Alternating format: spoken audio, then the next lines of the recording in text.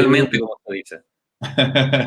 Hola, hola a todas, a todos, a todes, a quienes se conectan a estas entrevistas de la plataforma de Arte Urgente Conversaciones, que como ya he dicho mucho en los últimos días, en septiembre sobre todo, bueno, surgió como un espacio de conversación entre artistas con la Dirección de Creación Artística, con la Universidad de Chile, pero fuimos invitando a más artistas fuera de la universidad, fuimos invitando a gente de afuera, el encierro se mantuvo y para los chilenos muchas de las cosas que hablamos, ustedes lo saben, tienen que ver también con el carácter político y social tanto de los artistas como del arte. Y eso cruza directamente con nuestro invitado de hoy, con la cronología del tiempo que avanza. Ya llegó septiembre para Chile, que no es menor, y quiero darle una gran bienvenida y un gran saludo a Aníbaldo Mochati, quien aceptó estar con nosotros hoy día en la tarde. Hola Fernando, un gusto conocerte así. Ya nos conocíamos de otra manera. Sí, sí.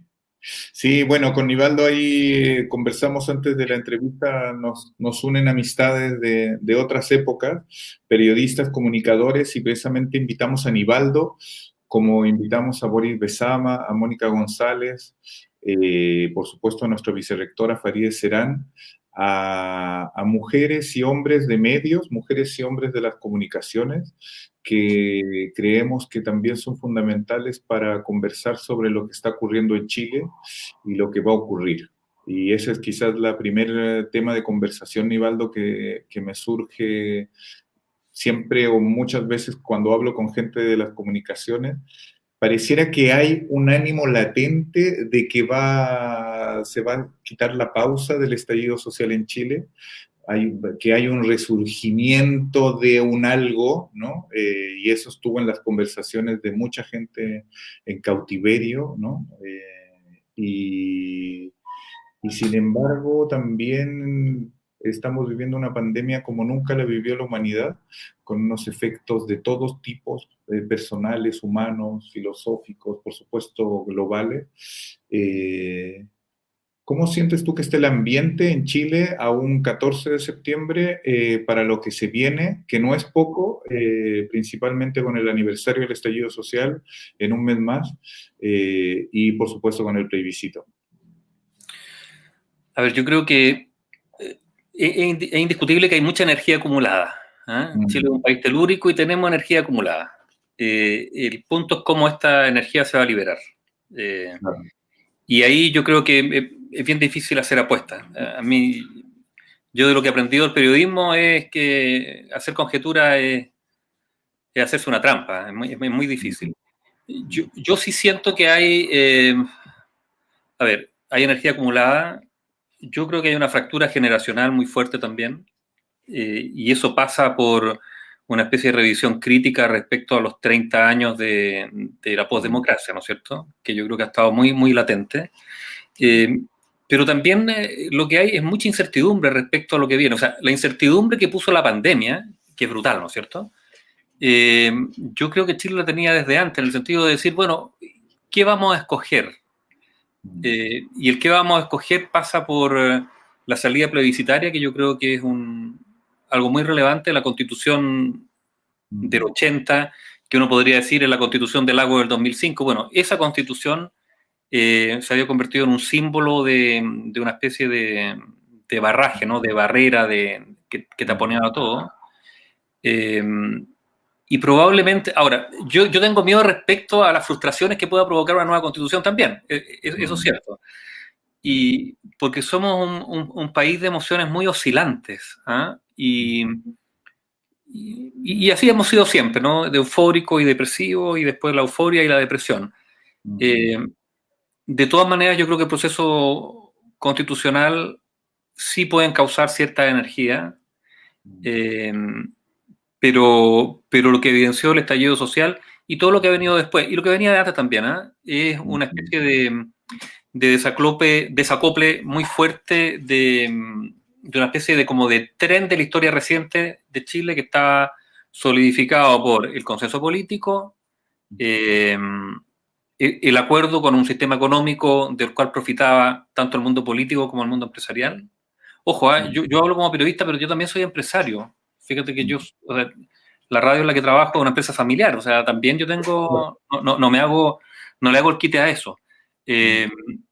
Entonces, yo creo que hoy día, y con quien hables, lo que te va a decir es incertidumbre. ¿Ah? Y ahora, eso no es necesariamente malo, porque la certidumbre también es bastante aburrida. ¿Eh? Y Chile, yo participé en una pequeña revistilla, muy underground, digamos, que esto tiene que haber sido a comienzos de los 90, que le pusimos como título Demasiado aburridos. La hacían básicamente antropólogos ligados a algún museo precolombino. Y era esa sensación, ¿no? Que todo marchaba tan bien, pero no sabía tan bien hacia dónde, ni por qué, ni para qué, ni para quiénes. Igual el contexto, Nivaldo, es maravillosa la anécdota porque al contrario de cualquier momento, digamos, anterior al 2020, hoy también da la sensación, no sé si era contigo, con otro comunicador que conversamos, pareciera que uno ya está dentro de la ola, o sea, revolcándose en un eterno revolcamiento entre tecnología, acontecimientos. Entonces, también la labor del comunicador tiene mucho que ver con un poco, como dicen los mexicanos, como con dejarse llevar, digamos, ponerse flojito, digamos. Fíjate que yo creo que todo lo contrario, ¿eh? Yo creo que hoy día hay que ser, hoy día ante la proliferación de tanta información falsa, rumores, etcétera, etcétera, yo creo que uno tiene que tener más temple que antes. En el sentido que hoy día son son demasiados los elementos que no solo te distraen, sino que te pueden confundir. ¿Eh? Yo siempre he tenido un conflicto bien fuerte con la relación con las fuentes. ¿Eh? La relación del periodista con las fuentes es una relación de mutua conveniencia, pero también que puede ser también de mutua manipulación. Y por lo tanto, la mantención de la distancia profesional es fundamental. Bueno, con la fuente clásica no es difícil hacerlo, pero con esta multitud de fuentes que circulan por todas partes, que tú no sabes quién es, mira, bueno, detalle, no sé, un periodista, que no se dedica al periodista, creo que tuitea una información que es una broma para una amiga. Bueno, esa broma termina siendo retuiteada, incluso por estudiantes de periodismo y por profesores universitarios, creyendo que es cierta. Esto ocurrió el fin de semana. Hablando de una ministra de Medio Ambiente de Islandia que iba a ser nominada en un puesto de Naciones Unidas y que ya había puesto a Chile en la mira. Bueno, era una broma. Sí. Pero esas cosas se replican. Entonces, hoy día, claro, tiene un caudal gigantesco de información o desinformación y uno tiene que ser más riguroso. Más riguroso. O sea, hoy día sobran las fuentes y yo hablo ya de mi experiencia personal, cuando en la época de la dictadura lo que te faltaban eran justamente fuentes, ¿no? Sí. Entonces uno trabajaba mucho con la interpretación y cultivando efectivamente las pocas fuentes que uno podía tener. Confiable. Sí. No, me gustó el adjetivo del temple porque efectivamente un poco me refería a lo que están mencionando, que la contaminación sonora de la cual un periodista, un comunicador, con la cual tiene que hacer periodismo, hacer comunicación, comunicar, hoy día es infinitamente mayor, ¿no? Entonces, claro, un periodista puede meterse media hora antes a Twitter, ponte tú como gente de radio, como ustedes, como tú, media hora antes del programa o media hora antes de esa media hora que uno empieza, y puede contaminarse de tal manera que, como dices tú, se necesita temple, digamos. Mira, yo rehuyo las redes sociales, de verdad, porque creo que ahí o sea, las redes sociales son además más que información, es emoción. Y yo creo que el temple pasa también por controlar las emociones. Yo sé que eso hace mal, digamos, a uno. Digamos, uno termina, digamos, yendo, no sé si psicólogo, al psiquiatra, digamos, porque la autocontención no hace bien, Sí. pero, pero es lo que debe hacerse. Yo creo que el periodismo se contaminó fuertemente, voy a hablar de Chile, a comienzos de los 90, eh, yo te diría, o a mediados de los 90, particularmente porque la televisión adquirió la convicción de que ellos funcionaban más bien con la emoción. Y por lo tanto, es la televisión, que es el medio más poderoso, yo creo, porque llega más gente, pasó algo bien terrible, que la información quedó en un segundo plano y se sobrepuso la emoción. Y eso ocurrió en los noticiarios, en los programas, y eso básicamente se medía a través de un sistema que era el People Meter, que tenía la medición al instante de la audiencia y que provocó aberraciones tan grandes como que un buen entrevistado tú lo podías sacar del aire porque había bajado 2 puntos de rating, ¿no es cierto? Entonces, pero Claro. básicamente entender que los medios son distintos, eso ha costado mucho. Y sí, la televisión funciona mucho desde la emoción y a mí eso me parece bien, pero a mí no me satisface. Yo prefiero trabajar Sí. más desde una cierta racionalidad y más claro. Bueno, quizás probablemente a mí lo que más me gusta es escribir, de hecho, que es el proceso que requiere mayor racionalidad y autocontrol también. Sí, yo creo que es interesante, porque hace una comparación histórica un poco como para los roles que han tomado ciertos periodistas o el periodismo, como lo menciona. Pienso en las experiencias que tengo en México, otro modelo de periodismo, y en Francia, Nivaldo, en los años 2000, me encuentro con un periodismo muchísimo más opinante. Ya en aquel entonces, Le Monde, por ejemplo, salía en la tarde, ¿no? Creo que sigue siendo así, con la fecha del día siguiente, ¿no? Es decir, ya daban por perdida su batalla contra la noticia que transmitía la radio o la televisión y el Internet, por supuesto, la inmediatez, y por lo tanto apostaban a una noticia más reflexiva, más analizada, más incluso investigada, ¿no? Con unas horas ahí que le ganaban, y con periodistas no solo con temple, sino además con esos periodistas de esos medios, quizás solo europeos y muy pocos en América, solo en Estados Unidos o algunos medios muy puntuales en América Latina, ese periodista ya formado de carrera, como un periodista culto, un periodista con un corresponsal de muchos años en una parte o un especialista en economía, qué sé yo.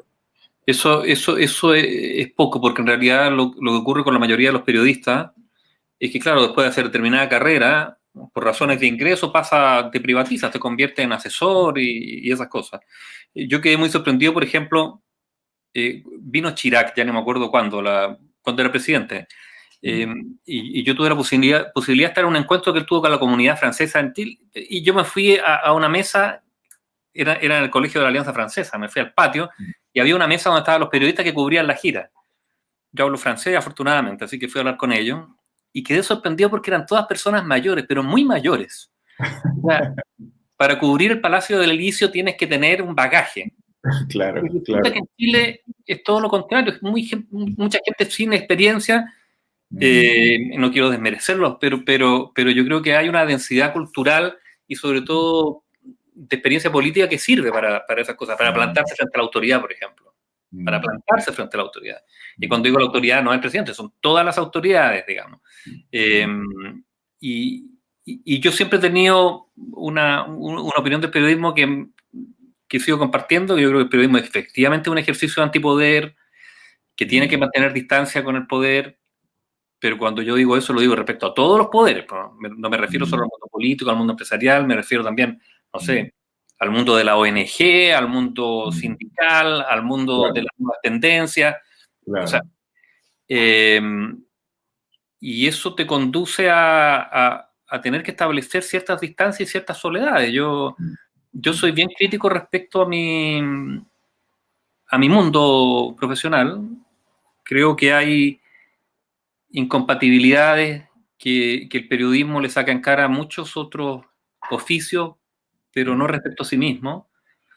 Y hemos tenido y tenemos múltiples periodistas, importantes periodistas, que juegan un doble juego, que son periodistas al mismo tiempo asesoran, en las campañas políticas sirven de coaching para candidatos, son relacionadores públicos de determinados organismos, público o privado, y yo, y puede que me equivoque, creo que que ahí hay una incompatibilidad.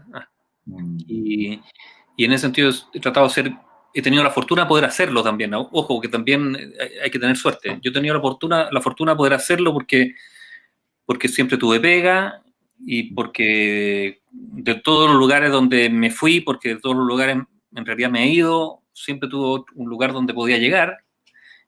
Y finalmente terminé en esto, que es una empresa familiar y donde me siento muy a gusto, porque creo que es un espacio, claro, bien único, pero eso es suerte. Yo sé que hay muchos otros que no tienen esas garantías ni esos espacios de libertad para ejercer esa libertad. Y es bien difícil, porque la concentración en Chile es económica muy fuerte y eso también se traduce en una concentración de medios. Sí, no, digamos, me quedan dos cosas, bueno, varias, pero hay una como más, no sé si es literaria o emocional, que me parece muy interesante, que tiene que ver con la soledad. La capacidad crítica al final te va llevando a un escepticismo pronunciado, ¿no? Uno empieza a ser crítico, como dices tú, primero de las instituciones, por supuesto, la dictadura, de los poderes fácticos, llega la transición, crítico con los nuevos políticos, los nuevos gobiernos, crítico, y empieza uno a entrar como un personaje de un cuento de Borges, crítico con los otros periodistas, crítico con el colega, crítico de cómo hizo la portada, crítico cómo hizo la bajada, crítico de si sacó antes o no el reportaje, y es fuerte, yo lo veo. Pero mira, Fernando, ahí hay dos cosas. Por un lado es el espíritu crítico, que yo creo que hay que mantenerlo y que de repente, claro, te convierte a ti en una persona, no sé cuál es la palabra, que cultiva cierta desesperanza al final. Pero por otro lado está la soledad en el sentido de saber que tú tienes que establecer distancias con el mundo que reporteas y que por lo tanto hay amistades que te son vedadas. O si tienes esa amistad, esa persona no puede ser tu fuente. Claro. Eso aquí no yo creo que no está muy enraizado, fíjate, en nuestra cultura periodística. Yo recuerdo que cuando una vez recibí un premio y dije unas palabras, a mí una de las cosas que más me criticaron era porque yo, los periodistas, digamos, era que yo decía que los relacionadores públicos, que me parece bien, pero los periodistas que se dedican a las relaciones públicas me parece algo muy digno, o a las comunicaciones estratégicas, bueno, han renunciado al periodismo, están haciendo otra cosa, que son las comunicaciones, pero que no es periodismo. Y algunos, y capaz que tengan la razón, ahora quizás me equivoqué yo creo que hay una frontera que se cruza para un lado o para el otro, pero no, tú no puedes andar con un pie en cada una de ellas, creo yo. Sí, es también interesante porque por otro lado,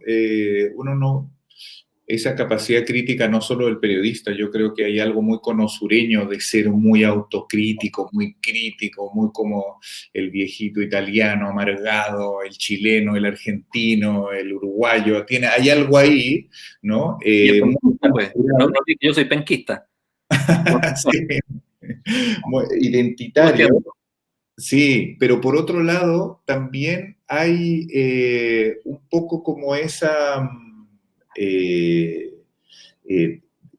bueno, es una manera de hacer América distinta, Aníbaldo, ¿no? La América que se hace en Chile, en Argentina, en esta zona, no es tú que has viajado, no es la América de, por supuesto, México, ni todo ese el imperio, los virreinatos, ni el de Cartagena, ni el de Lima, ni el de Nueva España, que es México. Por supuesto, no es Brasil, que es otro planeta. Y aquí hay una cultura que también permea el periodismo, yo creo, ¿no? A mí siempre me sorprendió, por ejemplo, nada más cierro como la anécdota, tú hablas de lo de la televisión. Yo creo que no había ningún país en los años 90 o 2000, y ahora, por supuesto, que todos sus canales abiertos tuvieran un noticiero de noticias en el mismo horario a la misma hora y donde todo el país mayoritariamente se sentaba a ver noticias, una cosa como distinta, ¿no? Es muy distinto. Ahora, de eso, más de la mitad no eran noticias, digamos. De todas maneras, sí. Seamos justos, digamos. Había también ahí el concepto de esto de la emoción, entonces había muchas de estas notas que son, que no sé cómo llamarlas, son notas televisivas, digamos, donde a partir de un hecho se busca el personaje y más bien se trabaja en la emoción del personaje. Bueno, nosotros no estamos marcados por la pobreza. Yo creo que eso también es muy importante. Tú hablas de los virreinatos. Bueno, aquí no era, esta era una gobernación. Estamos marcados por la pobreza y estamos también marcados porque la inmigración casi constante que hemos tenido también nos remite, digamos, a nuestros antepasados, digamos. Todos fuimos pobres. O sea, nuestros linajes son más bien pobres, ¿no? Es gente que tuvo que venirse porque escapaba del hambre. Yo creo que eso es muy importante. Y yo creo que ahí hay una marca fuerte. ¿Ah? Y lo otro también es que Chile tiene esta geografía tan extensa, ya para hablar de Chile, donde el concepto unitario está dado por quizás la noticia a las 20 horas, ¿no? Necesitamos como afirmarnos de algo para sentirnos parte de. En algún momento fueron otros símbolos, probablemente impuestos a través de la educación, pero hoy día en este mundo fragmentado, donde cada uno de nosotros tiene su propia isla, de la cual se siente tan soberano, ¿qué nos une finalmente? Y yo lo digo con cierta preocupación, el sentido de pertenencia, ¿a dónde está? Porque yo creo que finalmente es lo pasado con la pandemia. O sea, la pandemia finalmente nos ha aislado y nosotros somos seres sociables, queremos estar con otros, queremos compartir, convivir y tal vez proyectarnos juntos. Pero ¿desde dónde? Y yo creo que eso es una de las incertidumbres que tenemos y que probablemente el proceso constituyente tendrá que preguntarse. ¿Queremos constituirnos desde qué? ¿Hacia qué? ¿Para qué? Te estoy hablando de, claro, de nación, estoy hablando de patria, o sea, que son palabras que ya no se usan. Imagínate. Sí. Pero que uno debería empezar a revisitar críticamente también, pero por algo estamos acá, hay algo que nos une con atrás, a lo que no podemos, digamos, desligar, ¿no? Porque si no el futuro va a ser frágil, va a ser incluso inconsistente con lo que hemos sido, y eso al final provoca o daños mentales, ¿no? Está, en términos individuales esto ocurre y socialmente también esa misma enfermedad te puede golpear socialmente. Entonces, a mí lo que me sorprende es, hemos cultivado tanto la expresión o la voluntad de la memoria, pero yo a veces siento que se hace solo desde una lógica muy política, muy sesgada, cuando deberíamos tener una memoria mucho más amplia. A mí me gusta mucho la historia, de hecho una de las cosas que a mí más me gusta hacer son las efemérides, que hago en la radio, digamos. Acabo de grabar hoy día el primer lanzamiento en paracaídas en Chile. Tú comprenderás que es absurdo, ¿no? Pero, bueno, pero hay un 24 de septiembre del año 1924 que la primera vez que alguien se lanzó en paracaídas en Chile. No estoy diciendo que eso sea relevante, pero estoy diciendo que tenemos que adornar nuestra historia con los esfuerzos de muchos, porque al final la historia te la reducen en 10, 12 personajes y hemos sido, me incluyo, ¿no? Millones. Sí. No, yo tengo que confesar dentro de estos paréntesis que me puedo dar de que una de las cosas que más me gusta de la radio Vivió son los efemérides, ¿no? Dicho sea de paso, sé que me imagino se esfuerzan mucho más en todos los programas de prensa y etcétera. Y es interesante lo que dice, porque efectivamente para uno que vuelve como chileno, ya sea en la primera oleada, dígase finales de los 80 o principios de los 90, de los exilios más tardíos, o en mi caso, que vengo como de la segunda generación y bien incluso ya hasta después de los 2000, siempre me pareció muy identitario de Chile todos esos códigos relacionados con los horarios, relacionados con la televisión. y que es algo que obviamente la dictadura forja a fuego, ¿no? Es como el matinal, el programa del mediodía, el noticiero, y yo veía que no había ninguna noticia, que eso era lo más terrible de todo. Cuando uno viene del hemisferio norte, aun cuando venga del país más pobre del hemisferio norte, igual está uno, o hasta cierta época, estaba en una esfera de noticias, ¿no? Y acá el rito de lo que estamos hablando, y es interesante pensarlo muy autocomplacientemente para el mundo de las comunicaciones, que los horarios, los medios y la forma de hacer medios, de consumir medios, era parte importante de la identidad de finales de la dictadura y hasta la fecha, digamos. Bueno, porque también uniformaban. O Por sea, también supuesto. está eso. O sea, mira, en algún momento, con el paso del tiempo, seguiremos digiriendo lo que fue la dictadura y lo que fueron los hábitos de la dictadura y también de la transición, con lo bueno y lo malo. ¿Eh? Yo en ese sentido soy Sí, súper claro. abierto en valorar algunas cosas también. Pero el concepto de la uniformidad yo creo que es lo que más se instaló. O sea, y no sé, los chilenos a veces tenemos no sé dónde nos viene, la necesidad de clasificar todo, también a las personas. Entonces, tú tienes que ser de tal manera, y si eres así, si vienes de tal lugar, pasarte por tal lugar, tienes que comportarte así. Y eso, en otras partes, yo creo que no es tan marcado. En No. Chile es muy, muy marcado. Bueno, basta leer, ¿no es cierto? Pero en Estados Unidos, para nada. O sea, y a pesar de que muchos querrían parecerse a Estados Unidos, esta especie de libertad individual donde tú naces aquí y ya estudiando te vas a otro lado, te transformas en otro personaje, y a los 60 los gringos piensan en cómo van a cambiar su vida porque quieren hacer otra vida después. Bueno, aquí es la clasificación. Si tú eres de tal lugar, pasaste por tal colegio, tienes que ser así. Es muy absurdo.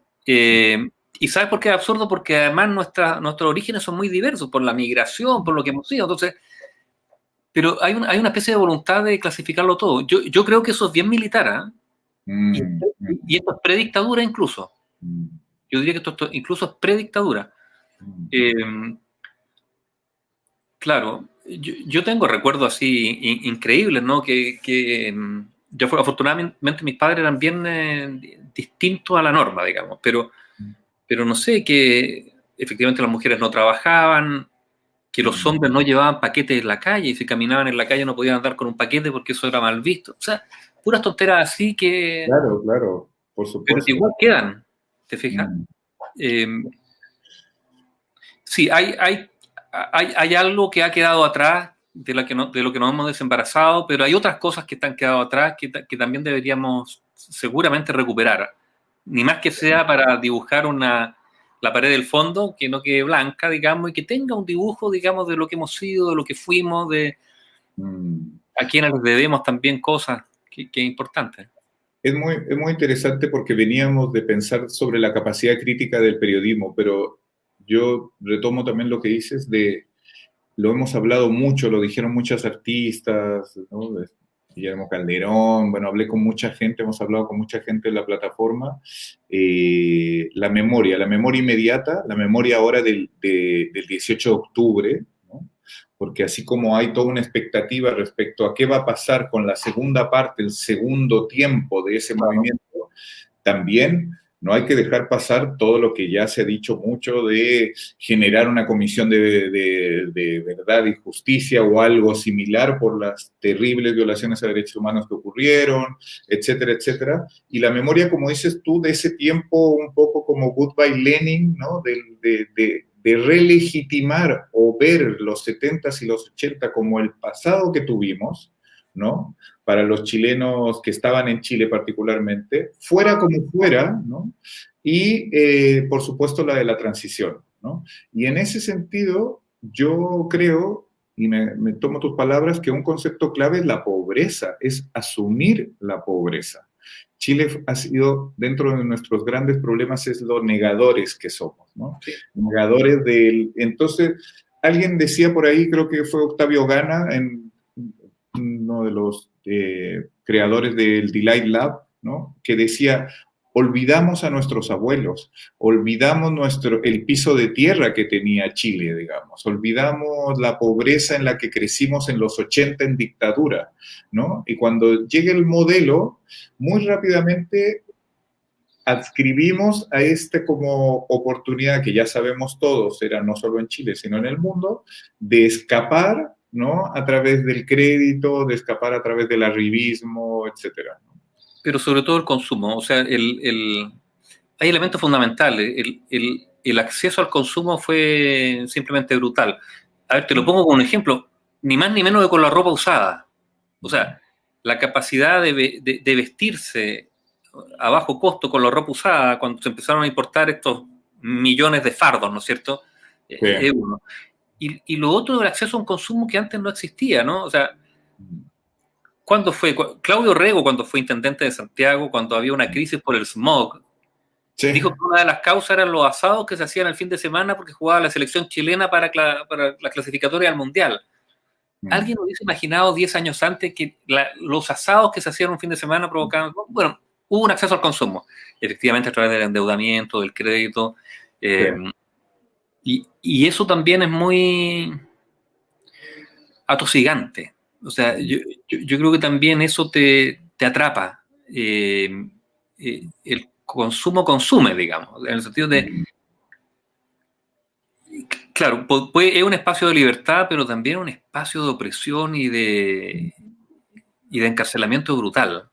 Y claro, hay gente que goza de la austeridad en la que vive, pero normalmente es gente que ya lo ha tenido todo bastante bien, ¿eh? Tú puedes llegar a ser muy austero después de haber tenido ciertos niveles de riqueza. El problema es que ocurre con los pobres que están ahí, digamos, que para ellos efectivamente acceder a determinados niveles de consumo es muy importante. Ese equilibrio nunca lo supimos, no sé, la palabra es manejar, pero ni siquiera conversar, porque había lógicas detrás comerciales muy, muy fuertes. Y además yo insisto con el tema de la concentración, o sea, lo que ocurrió en Chile es que se estableció una economía de mercado, pero con bastante poca competencia. ¿Ah? Pre-dictadura, efectivamente, había ahí buena parte de los negocios se hacían a través del trato o de los beneficios que tú conseguías del Estado en una economía muy estatizada. Y después pasó a ser simplemente la posibilidad de acumular espacios de mercado y establecer barreras de entrada que hacen que la competencia sea muy baja. Aquí ya me estoy yendo para el lado de la economía y del mundo empresarial. Pero el imbunche, ¿no es cierto? El concepto del imbunche que es tan nacional y que esta cosa, este monstruo que lo hemos configurado con partes de distintas cosas, pero cuya armonía siempre cuando estamos metidos en él, vemos sus partes que nos parecen algunas bonitas, otras no tanto, pero damos un paso atrás y nos damos cuenta de que es un poquito monstruoso la construcción que hemos hecho. Tal vez todo se ha hecho muy aceleradamente también. Yo ahí... porque es súper fácil hoy día pegarle a todas las autoridades, ¿eh? Yo creo que es gratis. Pero también hay que ponerse los pantalones de quienes estaban tratando en periodos incluso presidenciales muy cortos en el último tiempo, de hacer algo, de dejar algo, de responder a ciertas demandas sin proyecto estructural, porque en la medida en que la política se borró, porque esa es la verdad, bueno, los programas eran efectivamente un listado de cosas por hacer, pero no de sociedad para construir. Y yo creo que la perspectiva tan cortoplacista ha hecho que no hay un horizonte de qué sociedad queremos constituir. Por eso yo digo, el proceso constituyente puede ser relevante para que esas conversaciones nuevamente se instalen en una mirada más de largo plazo, no de cuáles son las 20 listas que me permitirán a mí tener a la ciudadanía un poco de mi lado para ser reelecto o no, porque eso ha sido, yo creo, una carga muy fuerte en el último tiempo. Y cuando digo el último tiempo estoy hablando de los 90 para acá. Es interesante cuando hablas de estos periodos de tiempo en donde hace rato hablabas como del chileno, este chileno como con eternos problemas psiquiátricos, además que somos diagnosticados por la OMS antes de que la OMS se convirtiera como en el centro de comunicaciones mundial, cuando informaba de estos informes sobre recurrencia de enfermedades psiquiátricas en la población, etcétera. Pero también pensaba en México, en esos países latinoamericanos en general, pero México que es muy dado también a estos extremos, de un tipo de población, un tipo de criollismo como muy llano, que soporta mucho, pero que cuando estalla, estalla, digamos, ¿no? Entonces, pareciera en Chile que también mucha gente se sintió frustrada por la transición, por esa como lentitud pausada, esa transición pactada, bueno, muchas formas que se le dio y nombres, ese esperar, ese aguantar, vinculado también con algo que estás diciendo que es interesante, lo del consumo, una sociedad no acostumbrada al consumo, ¿no? Un poco como los chicos boxeadores mexicanos o en Estados Unidos o futbolistas en Chile, ¿no? Que son millonarios y de repente, claro, la plata no son como Arturo Vidal todos que hacen inversiones y tienen, sino es eso el país Chile, ¿no? Un poco, ¿no? O sea, como que nos dieron la plata, no sabíamos qué hacer y la gastamos, la malgastamos, nos endeudamos, ¿no? Sí, ¿sabes lo que pasa? Yo creo que también a una transición que yo valoro en muchos aspectos, pero que en algún momento se anquilosó. Porque tú mira, Elwin, era Elwin el personaje, está bien, creo que hizo un buen gobierno. ¿Quién vino después? Vino Frey, un tecnócrata, después se dio un paso adelante con Lagos, con todo lo que se quiere decir, un socialista que reivindicó, hizo todos esos actos muy simbólicos. Después, ¿quién vino? Bachelet, ¿no es cierto? Sí. Bueno, ¿quién debió haber sido el candidato que seguía? No era Frey, po. Si Frey había sido antes. Epo. Entonces el candidato debió haber sido, no te digo quién, pero debió haber sido probablemente una generación menor, Claro. o sea, incorporar a un político joven. Lo hablábamos el otro día de esta amplia, porque no es una generación, no sé cuántas generaciones son, digamos, que quedaron un poco apartadas del mundo político, salvo en los aspectos más técnicos, pero no en la construcción, digamos, de imaginario. ¿Eh? Entonces, ahí yo siento que después de Bachelet 1, lo lógico que venía nunca se propuso, que era en la lógica del reformismo, ¿no? ¿Quién va a seguir haciendo reformas? Sí, en los tiempos chilenos, digamos que probablemente son un fútbol cansino el chileno, está bien, todavía no llegaba Bielsa, había llegado Bielsa, pero bueno, pero faltó ahí algo, yo creo que ahí hay un quiebre para mí muy notable desde la perspectiva de las candidaturas, para lo que era la concertación o la centroizquierda, como quiera llamarse. Entonces, claro, después se vuelve de nuevo a Bachelet. Yo creo que perdimos tiempo como sociedad y perdimos perspectiva histórica para formular proyectos. El empobrecimiento de los partidos en términos de debate interno, todo eso yo creo que ha afectado muchísimo. De la política en general, ahora es un fenómeno bien mundial, pero hoy día los partidos no sé lo que son, fíjate. Yo nunca he militado, y no lo voy a hacer tampoco, pero yo tampoco. Tampoco tengo. Incluso, pero yo nunca me voy a olvidar, fíjate, que a fines de los 80, porque fue en dictadura, yo fui un pequeñísimo y modesto dirigente estudiantil y teníamos relaciones en la Católica con la gente de arquitectura. Y hubo un proyecto de título, nunca me voy a olvidar, porque lo hicieron unos amigos míos, un proyecto de título para licenciarse de arquitecto. Y ellos propusieron hacer la sede de un partido político. Es una historia maravillosa. Piensa tú esto tiene que haber sido el año 86, 80, por ahí tiene que haber sido. La sede de un partido político. Y efectivamente vieron que había un terreno en el centro de Santiago que estaba disponible. Entonces empezaron a trabajar en, bueno, ¿qué partido político? ¿Cuáles iban a ser los principios de ese partido político en virtud del cual había que construir esta sede central?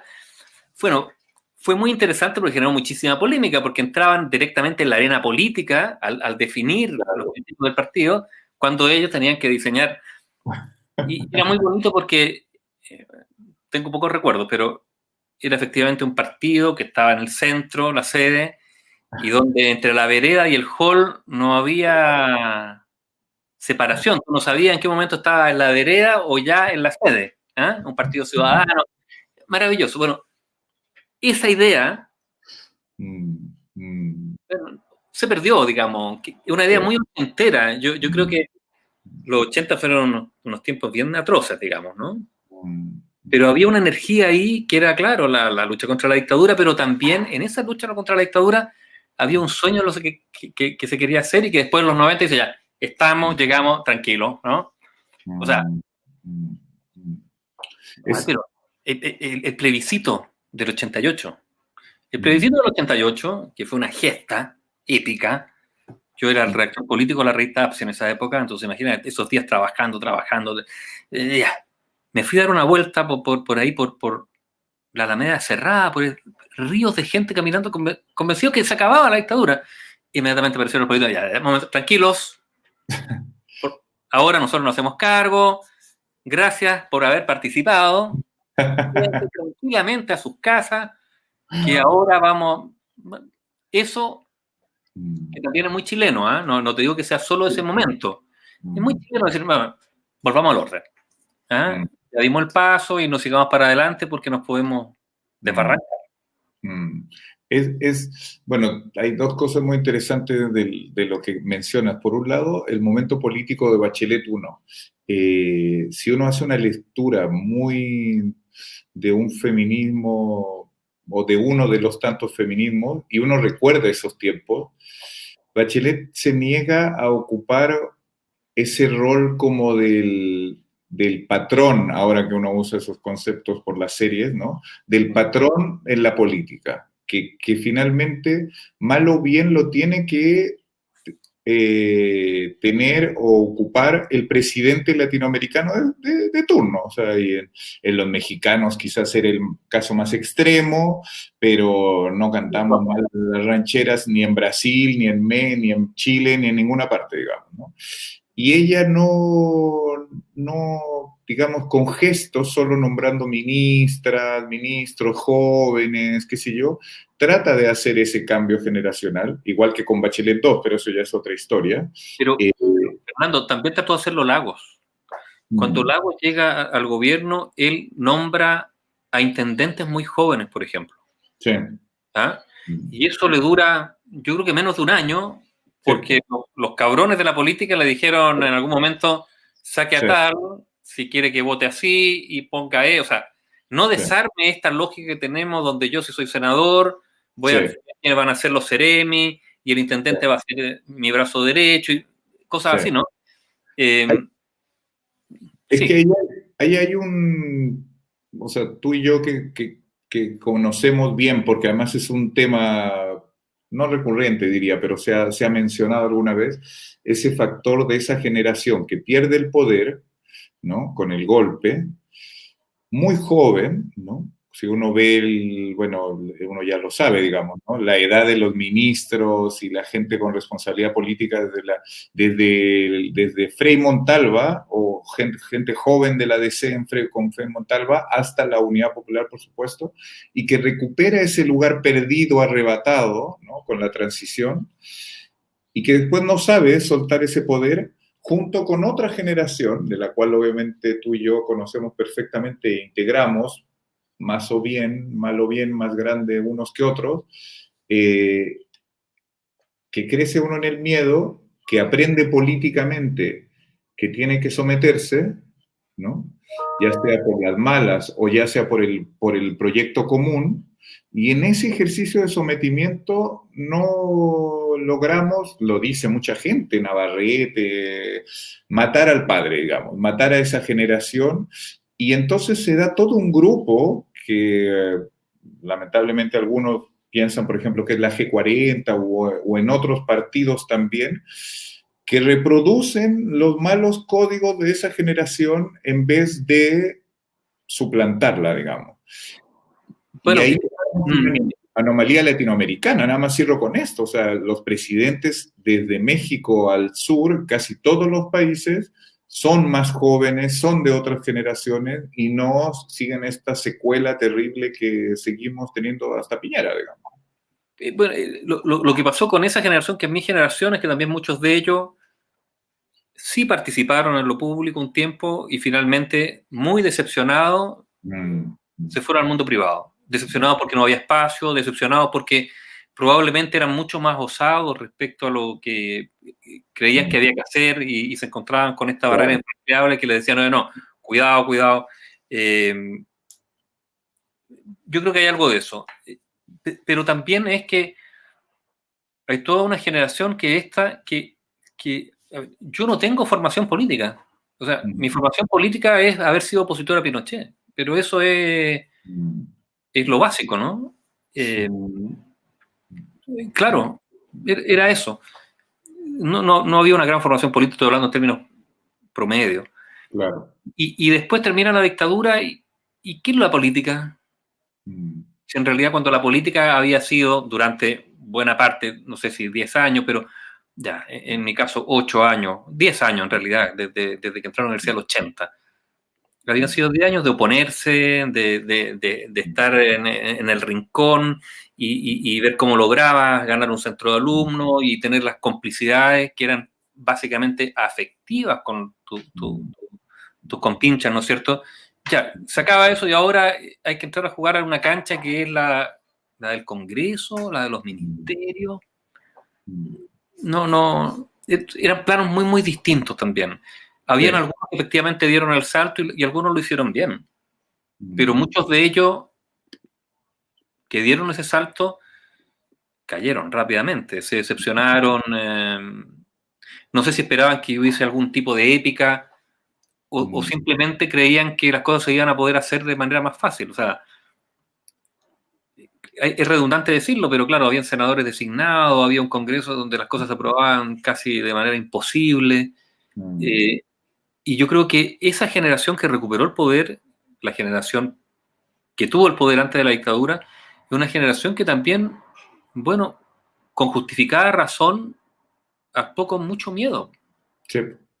O sea, yo nunca me voy a olvidar, no sé si fue ¿cuál fue el primero, el boinazo o el ejercicio de enlace? Ya ni me acuerdo. El- Eh, que fue terrorífico, porque esa generación creyó que venía un golpe. sí. Yo me acuerdo que en conversaciones con amigos decía, bueno, esta es la oportunidad para que Elwin le diera la renuncia a Pinochet. Porque Mm, si se está apartando, digamos, mm, hay un desacato, bueno, tiene todo el argumento, ahora lo saca para afuera y ahora sí claro. que ¿te fijas o no? Y tú, no, puede venir un... Ahora, se entiende para quienes padecieron así el golpe de Mm, esa generación, ¿no es cierto? Las pérdidas, las muertes y todo eso, mm, pero yo creo que esto de manejar el auto con el freno a mano puesto no mm, funciona, mm. ¿no? Y al final terminas con el vehículo dañado, que es lo que nos ha pasado.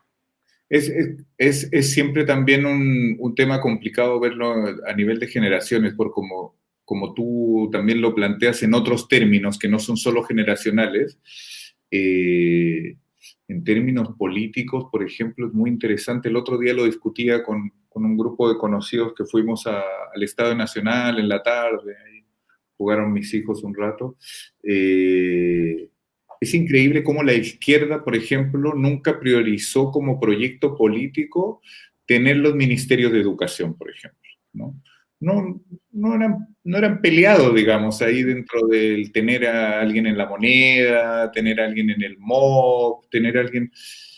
¿Y por qué digo esto? Porque lo mismo se puede reproducir en términos de formación política. O sea, no hubo no hubo un convencimiento como en otros procesos, quizás de izquierda o de centro izquierda, como puede ser el argentino, el brasileño, para qué decir en Ecuador, Bolivia o Venezuela, digamos, que ya están mucho más cerca del proceso cubano, de formar de un cambio cultural, social, societal. Entonces, Pero ni en la política ni en la educación. es que hay dos cosas. Uno, la transición chilena, bueno, debuta después de la caída del muro de Berlín.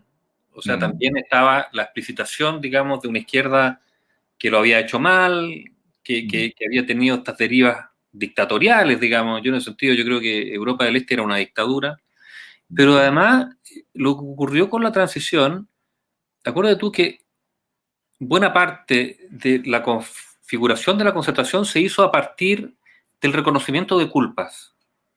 Culpas de la democracia cristiana y culpas de la izquierda. ¿Y esas culpas cuáles eran?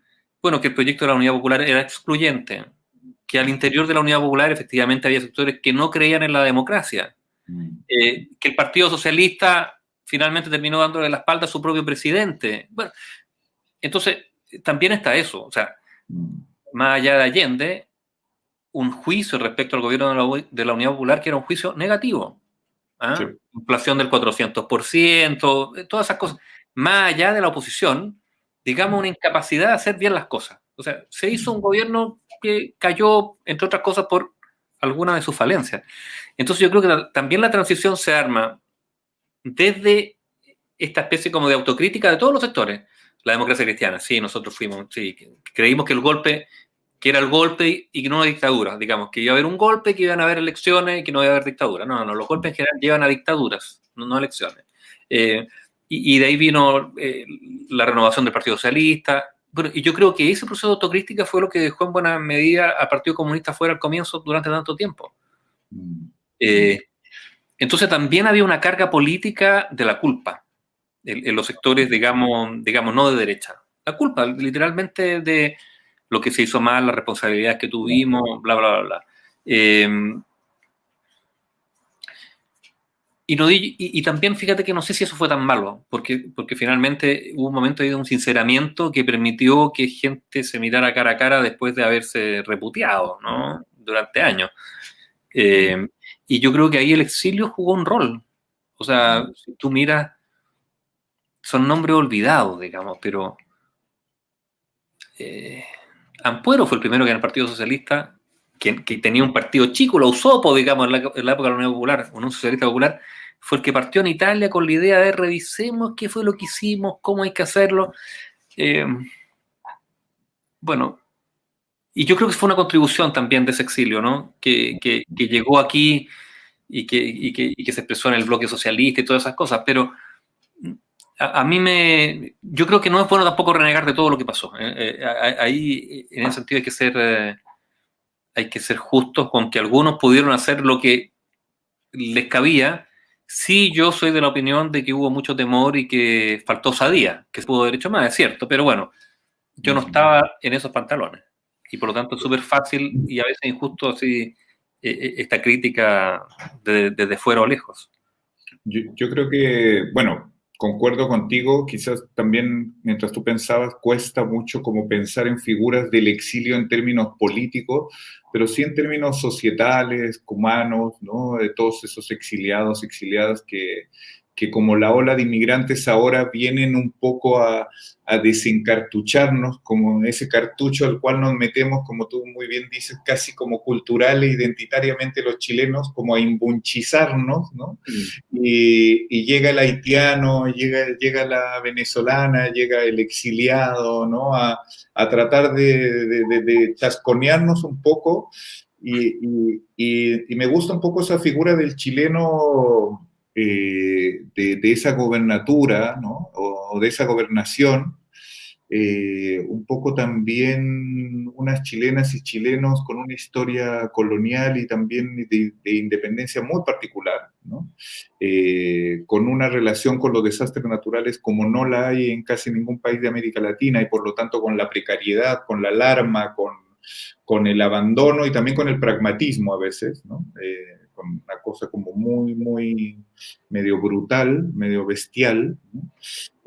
Poco refinado como el rioplatense, y también muy descarnado, Nivaldo, o sea, también muy bueno para el exceso en todo sentido, el exceso político, el exceso de consumo, el exceso, bueno, para qué decir, alcohólico, etcétera, ¿no? Un pueblo estamos en una semana muy nacional, diría yo, y donde se ve eso con mucha fuerza. Un pragmatismo de la pobreza, también. La pobreza te lleva a un pragmatismo. Y el exceso también a veces puede ser la pobreza, ¿no? O sea, claro. ya, son nuestros 15 minutos finalmente de desahogo y tiramos la casa por la ventana, como se dice. Eh, y esto de los desastres naturales que tú mencionaste, yo creo que es súper importante porque también nuestros cimientos son frágiles, porque se han derrumbado demasiadas veces. Y yo creo que mucha gente cree que, bueno, que la vida es esta, que hay que vivirla y porque no sabemos si mañana. Ahora, también es una excusa, ¿no? Es una excusa para una cierta irresponsabilidad, y lo digo en el más amplio sentido de la palabra, responsabilidad política, financiera, familiar, o sea, también, a ver, y esto no es un descubrimiento, pero ¿qué es lo que se ha evidenciado? Mira tú con el 10%, la cantidad de plata que tuvo que ser retenida, digamos, por el no pago de pensiones de alimentos. O sea, hay también una especie como de irresponsabilidad, y aquí yo hablo de los padres, los varones, digamos, los hombres, ¿no? Hay un tema con el padre en Chile que es muy fuerte, Claro. que no es ausente, es displicente, que no es lo mismo. Yo no soy para nada un conservador, digamos, pero creo que hay una cierta estructura, que no es necesariamente la estructura familiar, pero que es desde, no sé, el concepto de un trabajo estable, puede ser de una pareja, de una familia, de unos amigos, de un club social, del club de la esquina, del cuerpo de bomberos si eres voluntario, pero que finalmente te sostiene. ¿Por qué? Porque nuestros cimientos efectivamente, son cuestionados cada cierto tiempo por la naturaleza, Claro. pero también por nosotros mismos. O sea, yo creo que también el chileno tiene una especie de arrogancia muy grande. Esto de mandar a la cresta todo, cada cierto tiempo, quiero que es una arrogancia brutal, ¿no? Nosotros mando a la cresta, esto no sirve para nada. Yo no sé si en otros países hay una ligereza tan grande como para decir, mira, de aquí para allá, no existe, no vale. Lo de los metros, Nivaldo, 70 estaciones de metro, o sea, ya uno puede, ya todo el tema social, sí, no, pero no, es 400 supermercados a lo largo de Chile, hacer una weá como de quemémoslo todo, así ya, todo. Entonces, ni en Venezuela se dio así. Uno lo hablaba con todos los inmigrantes asustados de lo que pasó acá durante 3 meses en las principales capitales regionales de Chile, ¿no? Bueno, fíjate que por esa época en Ecuador hubo esta movilización de los indígenas, ¿te acuerdas? Muy grande. Yo conozco a un chileno que estaba justamente trabajando allá, que ellos estaban muy diciendo, cuidado, que viene esto, que puede ser grande, pero después cuando vieron lo de Chile, le echaban en cara esto. Bueno, pero ustedes, no hay manera de medirlo. Sí. Pero yo creo que hay algo de ahí, no sé si la palabra arrogancia, pero esto hay una facilidad para descalificar que es muy grande. Pero quizás tiene que ver también con nuestra propia precariedad, ¿no? Eres tan precario, entonces no nos queda más que, como revancha, descalificamos y nos sentimos como los reyesuelos de la nada, si al final no tenemos nada. Entonces, pero sí, poca densidad. ¿Eh? Es interesante eso, porque al final, ya que nos agarramos de este concepto que tú decías de la pobreza, es como reyesuelos de la precariedad al final, ¿no? Absolutamente. Los chilenos somos pobres, ricos de que no tenemos nada, estamos lejos de todos. No es como los mexicanos que también están con Estados Unidos ahí, como en la micro, van como en la micro ahí, no es que te puedes como tirar a acostar y hacer el muertito y pasa nada, como el chileno, ¿no? O no estamos ahí al lado de los venezolanos o Cuba, ¿no? Entonces yo creo que también hay un poco de eso, ¿no? Hay eso, pero además también yo creo que somos súper prejuiciados también. Yo creo que también no, hay una algunos dicen falta de mundo. Yo creo que no es falta de mundo, simplemente que en una sociedad tan clasista como esta, ¿no? Porque esa es otra de nuestras marcas brutales, el clasismo solo se sostiene a partir del prejuicio. Entonces, somos clasistas, ¿por qué? Porque hemos alimentado el prejuicio y esto mantiene el clasismo y viceversa, y estamos en este país donde si tú eres de tal lugar tienes que ser así, si pasaste, como te decía yo, ¿no? Esto de querer clasificarte, ¿para qué? Bueno, porque si yo estoy un poquito más arriba que tú, tengo un poco derecho a abusar de ti. pero tú sabes que el que está arriba tuyo también va a... Entonces, y esto ha generado una sociedad de mucha desconfianza, donde las relaciones de distintos son raras y extrañas, y además esto termina jugando, generando cosas muy injustas. Por ejemplo, los curas, que para mí son un tema, yo siempre he sido bastante anticlerical. A mí me sorprendió mucho, por ejemplo, cómo en el caso de Caradima, ¿no es cierto? Todo esto significó gran cobertura, investigaciones y la simbolización del personaje. Pero fíjate que con Renato Poblete, que es jesuita, esto ya pasó y yo no sé, fíjate, cuál de los dos es peor, porque aquí al final habría que establecer simplemente límites del mal. Yo no sé cuál está por encima del otro en eso, pero claramente con el segundo, con Poblete, hubo un trato bastante diferente de la prensa. Bueno, los jesuitas son un poder en sí mismos, está bien, pero también está eso de decir, bueno, parece que con Caradima era más fácil, quizás no tenía tantas redes, finalmente parece que tenía menos redes que el otro, entonces las redes del otro igual configuran una especie de amansamiento del juicio y de la capacidad de hablar así directamente de un criminal, ¿no? Eh, y por eso yo insisto mucho en el tema del prejuicio, del prejuicio marcado y que es terrible, porque la estratificación social en Chile es simplemente la expresión de eso. No sé si qué es primero, digamos, pero al final el resultado es una sociedad que no quiere mirarse, que se junta entre pares que son idénticos, Sí. no valoran al distinto.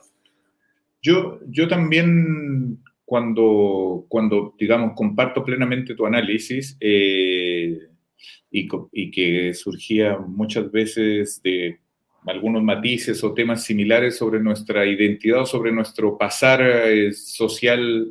Me acuerdo mucho de lo que pasó en octubre, Nivaldo, con bueno, como a mucha gente me pasaron varias cosas, una de ellas yo creo que a mucha gente le pasó de sentirse orgullosamente chileno, ¿no? No sé si por primera vez, ¿no? A mí me gusta también el fútbol, pero no, y también tengo esos momentos así como de desahogo, pero lo que pasa en octubre, que ya viene germinándose desde los movimientos estudiantiles, 2006, 2011, es este orgullo por los otros, por los más jóvenes, digamos, porque hacen las cosas mejor y distinto que nosotros, orgullo por esta gente más laica, estos jóvenes más diversos, más sueltos de cuerpo, estas chicas, mujeres que se tocan la mano, se besan hombres en la calle, etcétera, y que empezó a darse una vida colectiva y una manera de pensar colectivo muy interesante, ¿no? Un despliegue por todo Chile de una cantidad de asambleas feministas, mapuches, urbanos, bueno, asambleas barriales, territoriales, etcétera. Hay un Chile ahora, quizás me gustaría como que cerráramos más en esa clave y preguntarte como, la palabra despertó es rara, porque también yo, por ejemplo, un hijo de exiliados, siempre a lo mejor a ti te pasó también con la generación, o lo viviste quizás mucho más en carne propia, siempre ese Chile comunitario, ese Chile más sociable, ese Chile más latino, ¿no? Y no tan castrado, tan culposo, sea por la dictadura, sea por la pobreza. Y pareciera que hay algo de eso, o podría darse algo que motivó, por supuesto, un cambio constitucional que no se ha motivado en toda América Latina, ¿no? Con esa fuerza de un movimiento social, que tiene unas elecciones en poco más de un mes y que pareciera que puede iniciar un proceso político bastante inédito también en el continente, ¿no? Bueno, es que un país en construcción. O sea, hay países que ya están hechos. ¿No? O sea, probablemente uno va a Suiza y dice, bueno, ya está hecho, sí. Aquí hay mucho por hacer. Y lo que ha ocurrido es que en demasiadas ocasiones el que hay que hacer nunca ha sido de verdad debatido. Y por eso yo creo que esta es la posibilidad y la energía que venía efectivamente de antes, era eso, ¿no? Bueno, planteémonos de verdad qué queremos, no dejemos todas estas decisiones en unos personajes que son los mismos, como decíamos, son siempre los mismos, donde además hay dinastías familiares que se repiten y que cruzan, digamos, de lo privado a lo público, etcétera, etcétera. Entonces, ya, hablemos finalmente. ¿Qué vamos a construir? Yo creo que eso, un país en construcción. Y este hito va a ser muy importante, efectivamente. Pero también va a ser importante, ¿sabes por qué? Porque este mundo diverso que tú describiste también es muy distinto. Y por lo tanto el esfuerzo va a ser qué es lo que tiene en común. Porque en la lógica del individualismo que se ha instalado tan fuertemente en Chile, existe el peligro de que cada colectivo quiera construir su paraíso. Y finalmente eso las utopías son lo que son, utopías, irrealizables, digamos. Pueden ser ideas que pueden configurar un camino. Y va a ser interesante ver en ese diálogo, que ojalá se mantenga socialmente, bueno, ¿cuál es el mínimo común denominador a partir del cual construimos el siguiente piso para que ese primer piso, que son los cimientos, sean finalmente firmes? Porque yo creo que lo que hemos vivido desde los 70 para acá es que ese piso nunca ha sido firme, porque nunca ha sido bien consensuado, nunca ha sido compartido por todos, siempre ha sido cuestionado. Entonces, ya el segundo piso tiene bases que no se sostienen y el tercero, ¿para qué decir? Entonces, esta es la oportunidad. Sí, sí, yo también coincido contigo que si vienen tiempos muy interesantes, quiero pensar que vamos a estar todos a la altura. Ahí en algunas entrevistas anteriores, por ejemplo, el filósofo Sergio Rojas de la universidad decía, bueno, pero ya hasta cuándo de infantilismo, decía, tenemos un presidente, todo el mundo dice Piñera, Piñera aquí, Piñera allá, y dice, este caballero salió con el 52% de votos, decía, entonces si no fueron a votar, o votaron por él, o qué sé yo, pero es una cosa como de la derecha, así como si fuera una cosa, así como un ovni que llegara, así como de... Y además uno que votó por el no, el 88. Que también que yo creo que ahí también hay algo que es bien particular, porque finalmente hoy día, tal como la izquierda cargó con culpas durante tanto tiempo, y eso fue uno de los sellos de la transición, hoy día yo lo que estoy sintiendo es que la derecha se está desembarazando también de sus propias culpas, y yo creo que en este proceso constituyente para ellos también va a ser una prueba. Claro. De demostrar que no tienen ese lazo hacia atrás, digamos, que los amarra.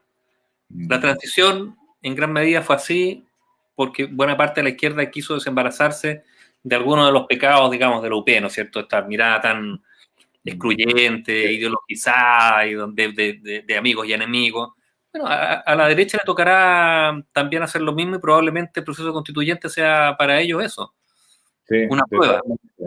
Sí, oye Nivaldo, antes de que nos despidamos, mira, acá nos hicieron un comentario, un caballero que seguramente del Facebook se conectó, Ernesto Díaz Aravena, lo voy a leer porque más que una consulta es como un comentario, dice, o quizás hemos levantado tantas veces este país telúrico que lo podemos seguir haciendo y demostrar que no son solo los grandes capitales los que construyen este pueblo, tan poco acostumbrados a ver un pueblo levantarse que lo juzgamos de pretencioso, signo de interrogación, es simple y llanamente un ser humano que se autovalora. Sí, yo creo que ese es otro tópico interesante que yo concuerdo, por supuesto, con don Ernesto. Hablamos un poco de eso también, más allá de nuestros ejercicios como reflexivos sobre la culpa, que me parece muy interesante cómo actuamos desde la culpa en países como Chile, ¿no? Que no es la misma culpa que hay en México ni en Brasil, otros países muy católicos latinoamericanos. También hay una conciencia de mucho orgullo de nuestra comunidad e incluso diría de nuestro pueblo, Nivaldo. Es interesante lo que pasó también con el movimiento social, cómo se recuperaron conceptos, pueblo, la palabra pueblo, que era casi como un anacronismo. No, absolutamente, claro. ¿No? Eso es cierto. Yo comparto esto de la resiliencia, digamos, a partir, digamos, de la experiencia de los desastres naturales. Sí, estoy de acuerdo. Pero, a ver, bueno, lo del 88 y del 89 tuvo algo también de esto.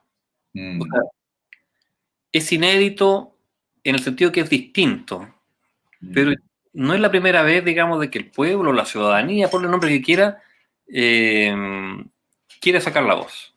¿Ah? Claro. Y finalmente terminan ellos siendo los protagonistas. Yo creo que por eso yo insisto que lo que viene es incertidumbre, sobre todo por la pandemia.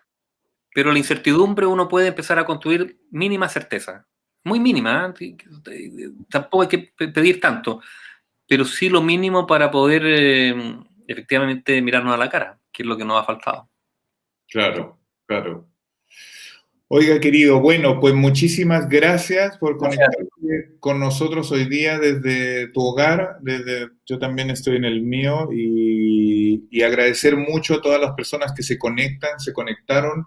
Las entrevistas, como le había comentado a Nivaldo, se quedan alojadas en el sitio Foro de las Artes U Chile y en el Facebook, perdón, de Foro de las Artes U Chile, así que ahí ya pueden empezar a ver el ciclo de entrevistas y conversaciones con periodistas de la talla de don Nivaldo Mochati. Te mando un gran abrazo, ha sido un encuentro muy interesante contigo. Yo le comentaba a Nivaldo que teníamos amigos periodistas en común de chilenos y algunos mexicanos, así que, bueno, mucho también un abrazo como solidario. Yo en la universidad, no específicamente en mi área, pero en otras, están realmente en la primera línea y yo sé que los periodistas y los medios están sin dormir como desde octubre del año pasado. Así que también un fuerte abrazo por todo el trabajo que hacen y estoy seguro que te vamos a invitar a alguna otra actividad. Yo creo que vamos a hacer algo a dos o tres voces, así que lo tiraremos ahí al ruedo con alguna de las comunicadoras también bastante bravas que hay en este país, como la profesora Serrano o alguien que se deje discutir en las próximas semanas o meses que seguramente van a ser muy, muy noticiosos, como se decía antes, ¿no, Nivaldo? Van a ser. Y gracias. Te mando un gran abrazo, Nivaldo, muchas Nos gracias. vemos, un abrazo. Eso, y éxito con el programa y lo que se venga para los próximos días. También para ti. Gracias, que esté muy bien. Chao Chao. a todos.